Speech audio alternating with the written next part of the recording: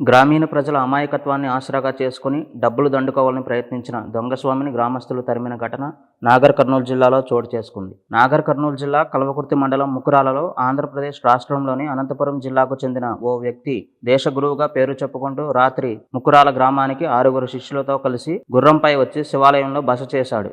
అనంతరం గ్రామంలో గుర్రంపై తిరుగుతూ ప్రజలకు ఆశీర్వాదం ఇచ్చాడు. గుర్రంపై దొంగస్వామి ఓ ఇంటికి రాగానే ఆ ఇంటి మహిళ ఒక బిందెతో పసుపు కుంకుమ కలిపిన నీటితో గుర్రం ముందు చాకు పెట్టి మొక్కింది. దీంతో వెంటనే గురుస్వామి ఆశీర్వదించి, నీకు దోషం ఉంది, మీ ఇంట్లో కొన్ని శక్తులు నిన్ను పీడిస్తున్నాయి, నేను వాటిని తొలగిస్తాను అంటూ నమ్మబలికి ఇంట్లోకి ప్రవేశించాడు. వాళ్లను రకరకాలుగా మాటలతో మోసం చేసి జేబుకు చిల్లు పెట్టే ప్రయత్నం చేశాడు. ఇది గమనించిన గ్రామస్తులు దొంగస్వామితో ఇల్లు గుల్ల అయ్యే ప్రమాదం ఉందని గ్రహించి అతనితో వాగ్వాదానికి దిగారు.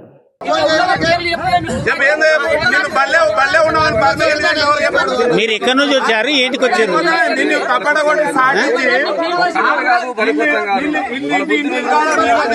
మీరు ఇట్లా ఇంటి ఇండ్ల పోటీ తిరిగి ఇట్లా జనాలు భయపడుతున్నారు మిమ్మల్ని చూసి.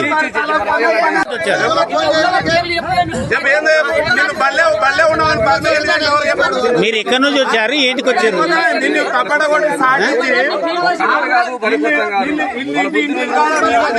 మీరు ఇట్లా ఇంటి ఇండ్ల పోటీ తిరిగి ఇట్లా జనాలు భయపడుతున్నారు మిమ్మల్ని చూసి. మీరు వెళ్ళిపోండి, ఊళ్ళో వెళ్ళిపోండి, ఊళ్ళో వెళ్ళిపోండి, ఇల్లు ఉండకండి, వెళ్ళిపోండి, మీరు వెళ్ళిపోండి. ఇక్కడ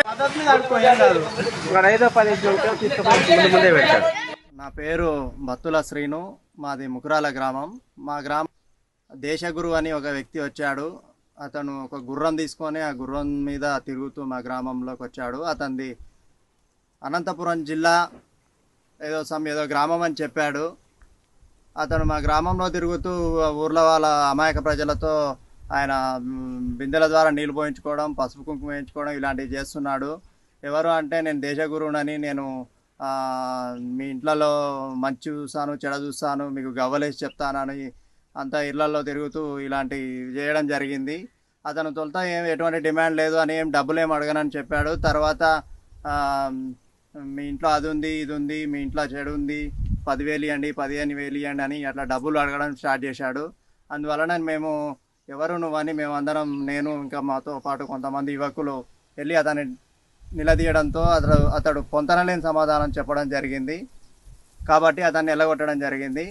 ఇలాంటి దొంగస్వాములు చాలామంది ఇలా వస్తూ ఉంటారు గ్రామాల్లోకి.